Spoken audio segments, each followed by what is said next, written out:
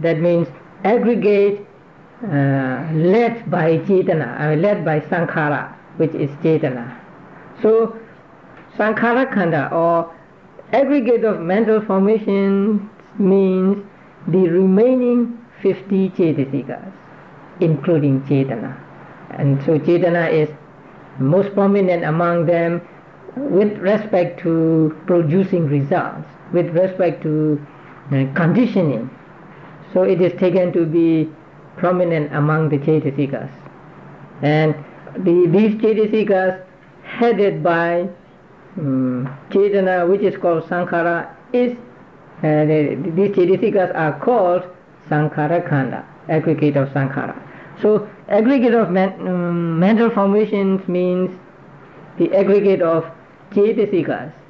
There are altogether 52 Cetasikas, but number 2 is a separate aggregate, number 3 is also a separate aggregate. So without number 2 and 3, we get the remaining 50 Cetasikas. These 50 Cetasikas are collectively called Sankhara Khanda, aggregate of mental formation. Can you clarify that again? The 2 that are not Sankhara Cetasika is 2 and 3 is not part of that. 2 and 3 are separate aggregates, so they are not included in the aggregate of mental formations, because they are separate ones. They do not belong to the third aggregate. So Vedana is one aggregate, Sanya is another separate aggregate, and the remaining 50 are another aggregate, the aggregate of mental formations. So aggregate of mental formations consists of these 50 Cetasikas, and these are here given in groups. And here also, if you want to study more about them, please go to Manual of Abhidhamma. Can you clarify when you say something is an aggregate, it has to be of a past, present, and future, internal, external, Yes. far, and close. Right. Can you give us an example of that? How that differs? Differs from what? Well, if you say that feeling is an aggregate, are you talking about feeling can be in the past and the present and the future? Yes. Although the particular feeling we are referring to may be just the present feeling, or the past feeling, or the future feeling, it can be called an aggregate because it can be divided into, or it can belong to past, present, future, and so on. Now I told you this because we have not come to the end of the 5 aggregates yet. Now, there is no Nibbana among the 5 aggregates. The first is Rupa, the second feeling, the third perception, 4 these mental formations or mental factors, and the 5th is consciousness. And so no Nibbana. Why is Nibbana not included in the aggregate? Why is Nibbana not called an aggregate? Because Nibbana is only one. There can be no present Nibbana, past Nibbana, or future Nibbana. It goes beyond time, beyond present, past, and future. And it is only external, not internal. So it has no division between external and internal, and it is only external. And it is always subtle. It is never grows, something like that. So it has no division. That is why Nibbana is not included in the aggregate.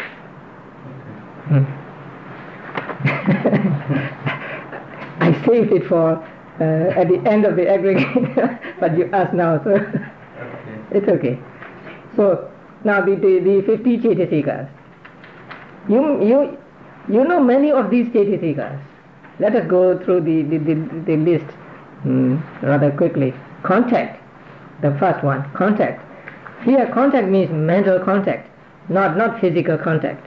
You see something and there is a contact of your eye sensitivity with the visible object, and through this contact, there is seeing consciousness, and through the contact, through the coming together of these three things, there arises this mental factor, contact.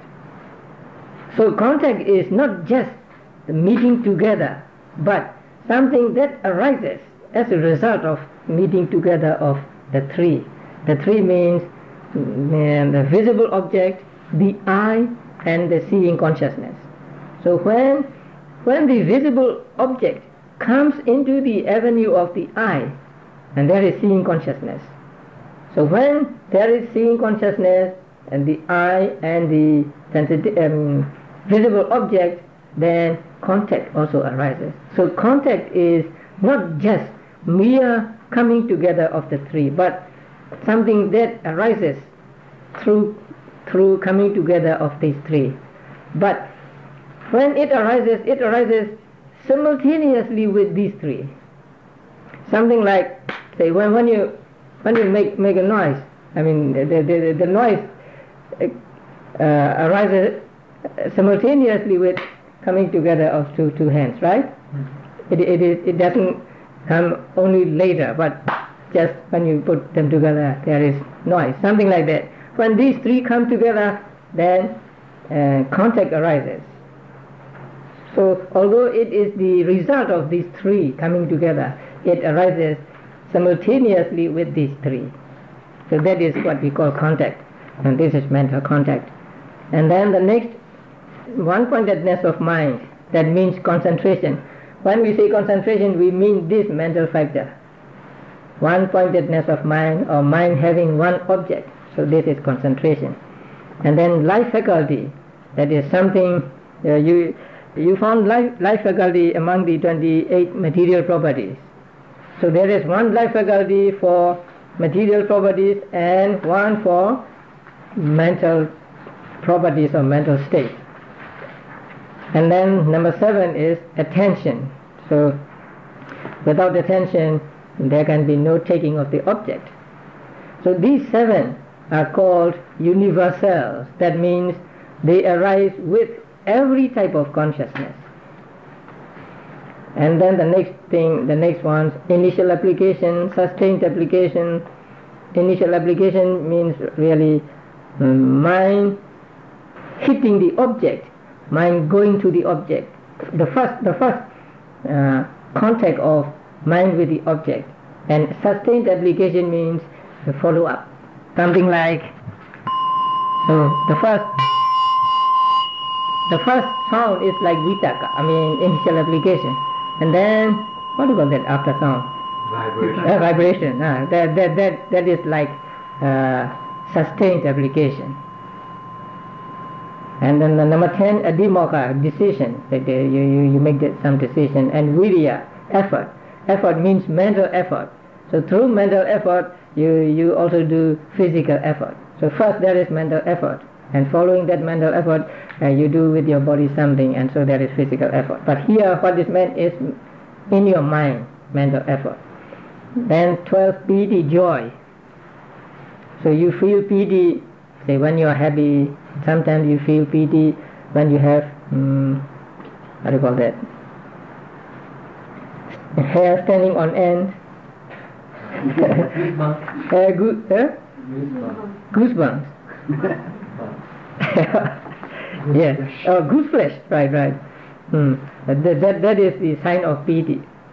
So sometimes when you are meditating, you may feel this goose flesh going here and there, and that is a sign of piti. Sometimes you feel like something like that. That's also sometimes caused by piti. And then there is chanda, conation. Chanda means just the will to do. This is not attachment, but this is something like the desire to do or will to do. Suppose that you want to give something to somebody, and then you pick that up. So when you pick that up, you have no attachment for that thing, but you have the desire to pick that up, and that desire is called chanda.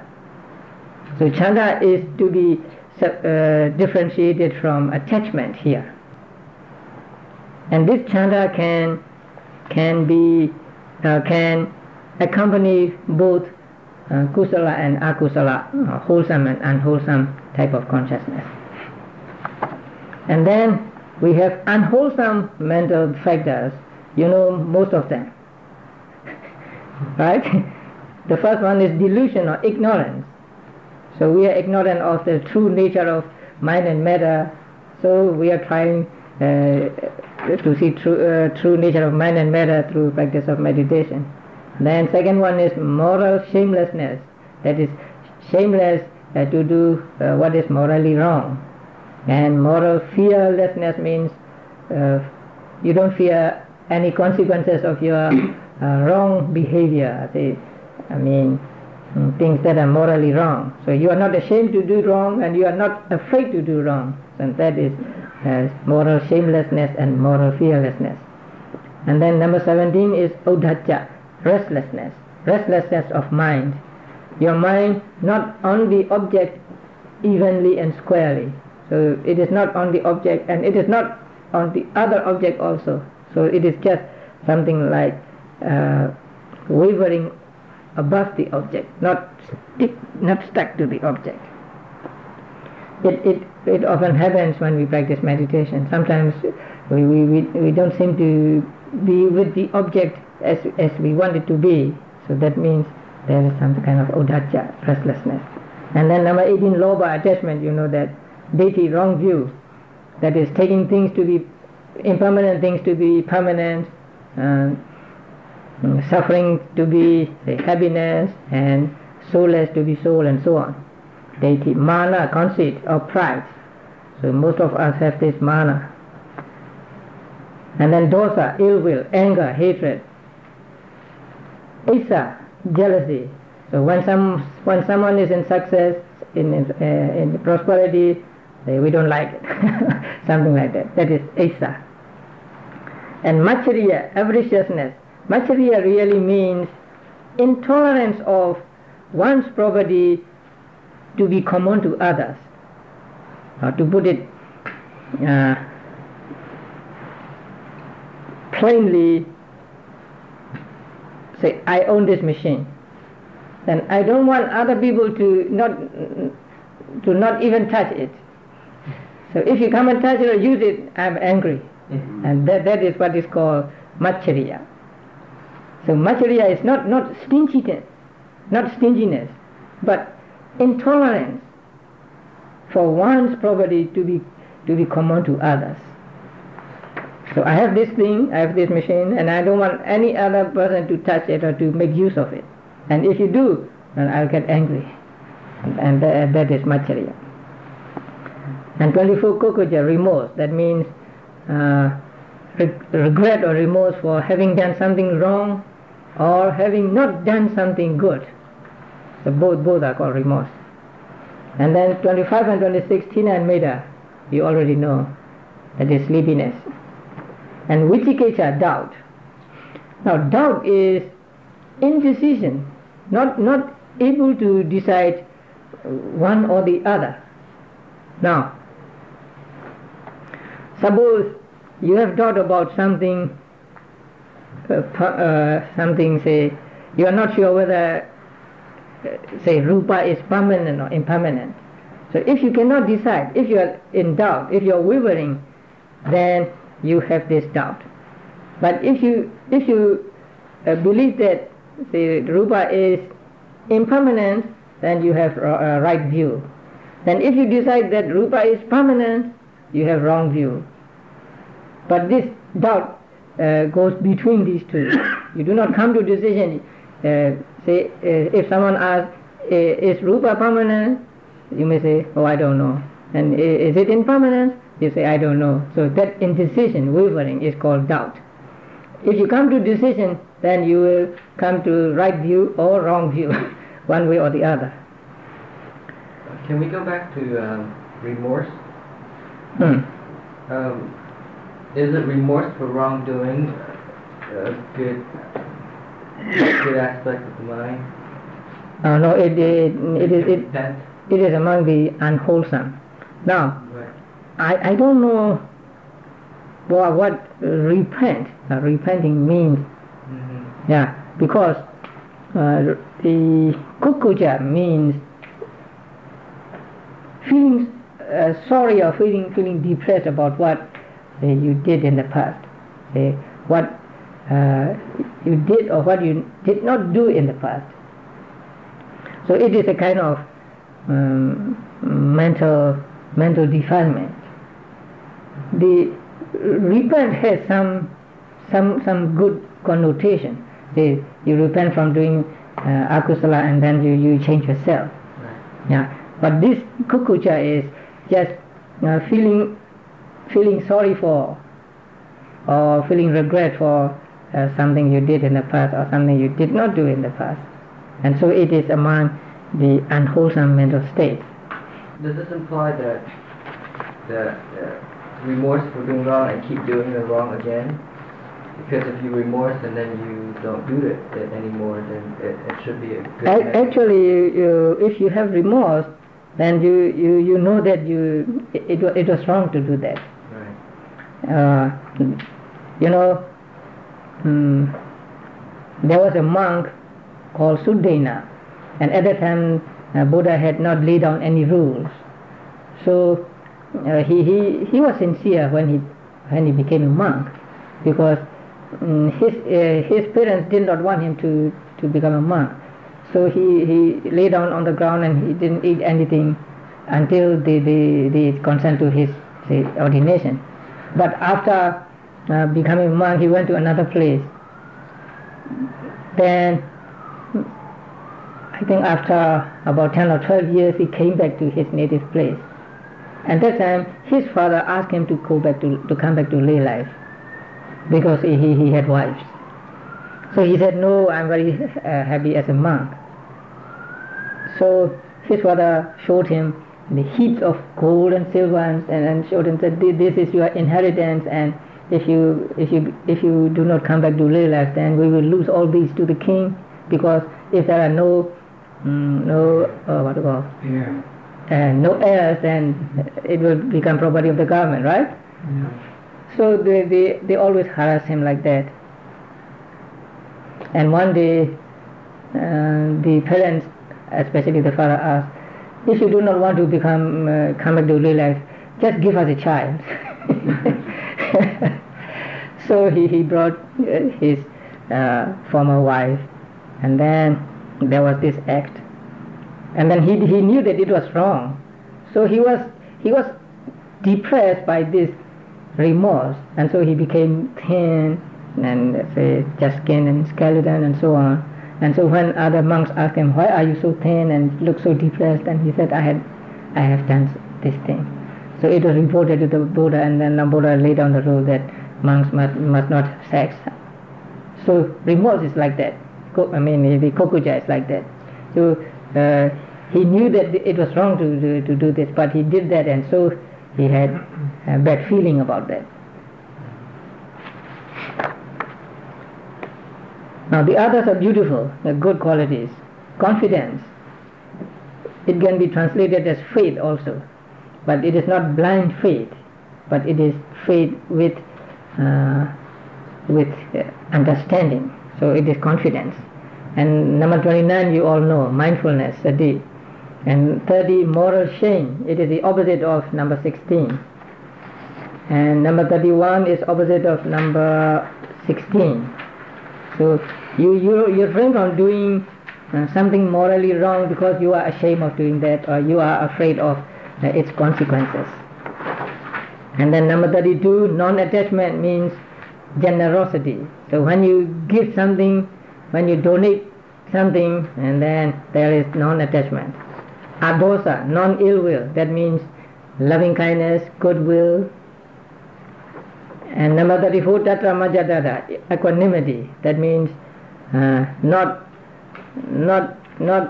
biased, not partial, so impartiality, equanimity. And then number 35, tranquility of namakaya. Now namakaya means the cetasikas. So the word kaya here means mental things, not physical. And number 36, Chaita Pasati, tranquility of Chaita. And so the prayers go lightness of Namakaya, lightness of Ceta, pliancy of Namakaya, pliancy of Ceta, adaptability of Namakaya, adaptability of Ceta, proficiency of Namakaya, proficiency of Ceta, rectitude of, that means straightness of Namakaya, and rectitude of Ceta. So these are pairs. So all these are included in Sobhana Cetasikas, beautiful Cetasikas, and they accompany wholesome Cetas and also resultant and functional Cetas. And then there are 3 abstinences: right speech, right action, right livelihood. Where do you find them? Where else do you find them? Among the 8 factors of Eightfold Noble Path. So right speech means abstention from wrong speech, abstention from lying, abstention from backbiting, abstention from harsh speech, abstention from talking nonsense. And right action means abstention from killing, stealing and sexual misconduct. And right livelihood means abstention from the 4 wrongdoings by word of mouth and 3 wrongdoings by body as a livelihood. That means if you abstain from killing, now you say, they say you are a student. So if you abstain from killing a fish, that means right action. But if you are a fisherman and you abstain from killing fish, then that is right livelihood. So it is the same abstaining from killing fish. But if it is your livelihood and you abstain from it, then it is called right livelihood. So these 3, right speech, right action, right livelihood, are called abstinences, because actually they are abstention from misconduct, 3 kinds of misconduct. And then number 50 is karuna, compassion. Now compassion means desire for beings to get free from suffering, to get free from affliction. So when you see someone afflicted with, say, pain or whatever, you have desire for him to get free from that, and that is what we call karuna, compassion.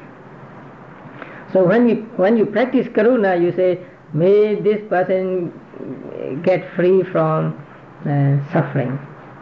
So when I say, may suffering ones be suffering free, and the fear-struck fearless be, may the grieving shed all grief and all beings find relief. That is karuna, not metta. So there is difference between metta and karuna. Metta means may they be happy. That is metta. May they be well, happy and peaceful. That is karuna. May they get free from suffering. That is karuna. Yeah. Then next one is mudita, sympathetic joy. That means may they not fall from the present status, present conditions, present prosperity. That is mudita. I mean sympathetic joy. You are joyous with that person. So it is the opposite of jealousy. Jealousy, if you have jealousy, you cannot be happy with other people's success or prosperity. So here you are happy with them. So it is the opposite of jealousy. Now karuna and mudita. Now the last one, panyendriya, faculty of wisdom. That is understanding, wisdom, knowledge. So all of them are called panyendriya. And actually understanding or wisdom means understanding the 4 noble truths, or understanding the true nature of things. That is understanding the impermanence and so on of things, especially through meditation. So these are the 50 Cetasikas, which are collectively called what? What kind of? Aggregates of mental formation, aggregate of Sankhara. So when we say aggregate of Sankhara, we mean these 50 Cetasikas. So mental factors and aggregates. Number 2, Vedana is aggregate of feeling, Vedana Khanda. Number 3, Sanya is aggregate of perception, Sanya Kanda, and the remaining 50 headed by Cetana. Number 1, and then number 4 to number 52, aggregate of mental formations, Sankhara Kanda. So we have come to the end of four aggregates. So we have yet one more to go, and that is what? The aggregate of consciousness. I think we'll pick it up next time. There are 89 or 121 types of consciousness. So if you are impatient, you can read the first chapter of the manual of Abhidhamma. So the first chapter deals with these types of consciousness, and the second chapter deals with 52 Cetasikas. So if you are impatient, please read these two chapters in that book.